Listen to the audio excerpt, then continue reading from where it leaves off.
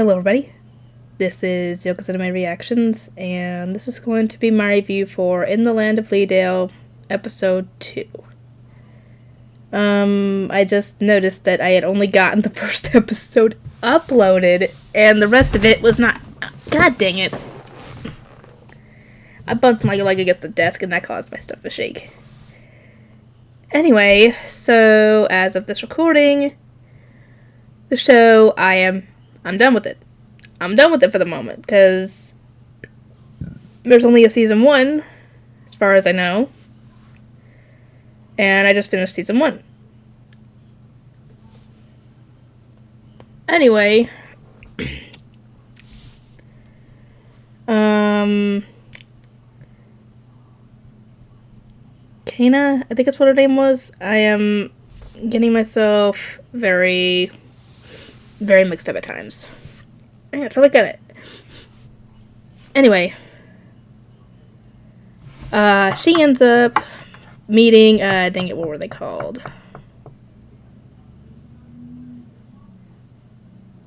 I don't remember what their group was. The Fire Spears, the Crimson Spears, I don't know what the freak they were called.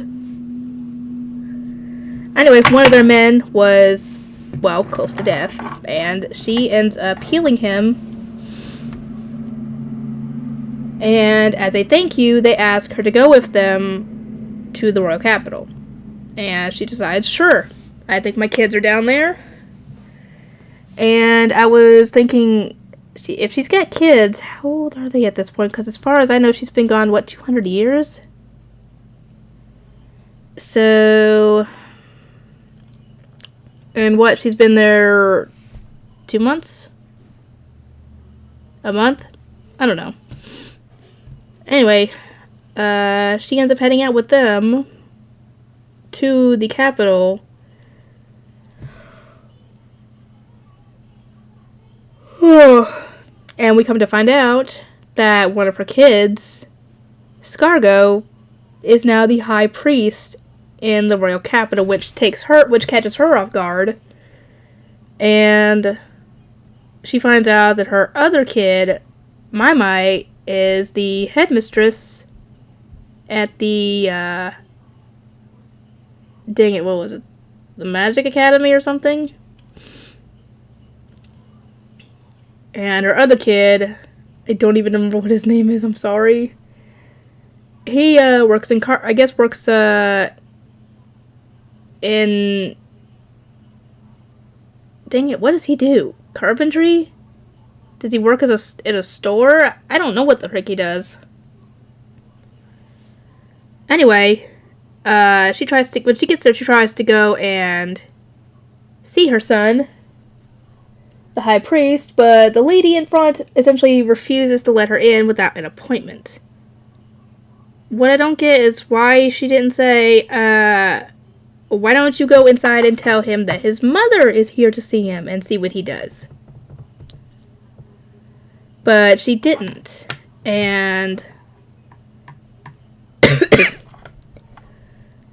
she ends up going to the Adventurers Guild and registers there, gets a quest to do for a potion, and it just so happened she had one with her.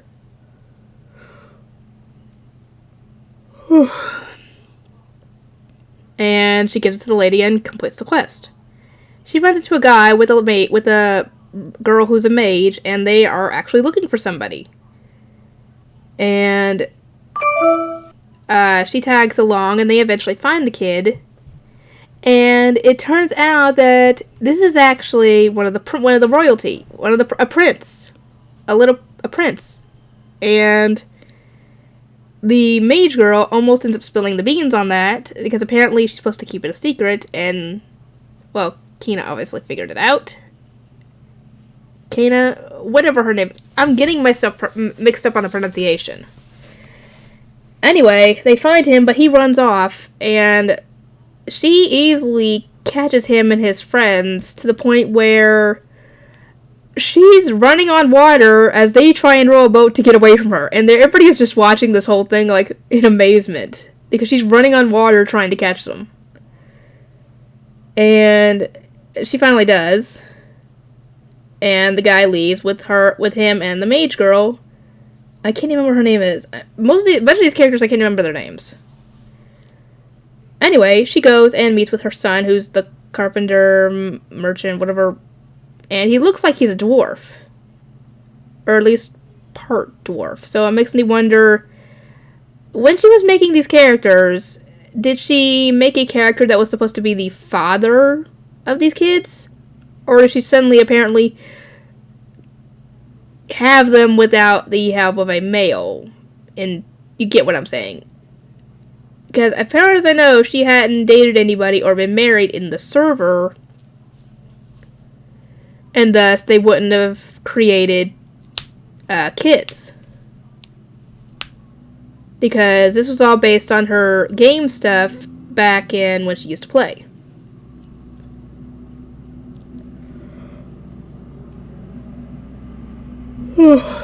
Anyway,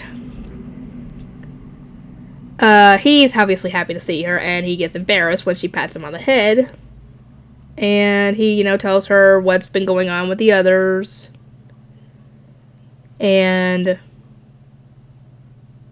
yeah, her kids meet up later after she bids him farewell for the time being and goes to the inn, ends up getting plastered and hung over afterwards.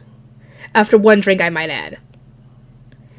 Anyway, his siblings, the high priest guy, is the very dramatic type, essentially. And he's essentially his brother, the dwarf guy, is the voice of reason in all this. Because they both are kind of, the other one's a dramatic one. And my mind can be dramatic, but not to the point of her brother Scargo. And they're probably wondering, why didn't she come visit us? I'm like, she tried to visit Scargo, but the nun turned her away. I think it was a nun, or priestess, whatever you want to call it. Anyway, yeah, this is definitely going to be interesting. Anyway, like I said, I'm already finished with this show. I'll get to work on editing it more, getting it uploaded more, so that way you guys can enjoy it too. And if I miss anything important, please let me know, and I will see you guys next time.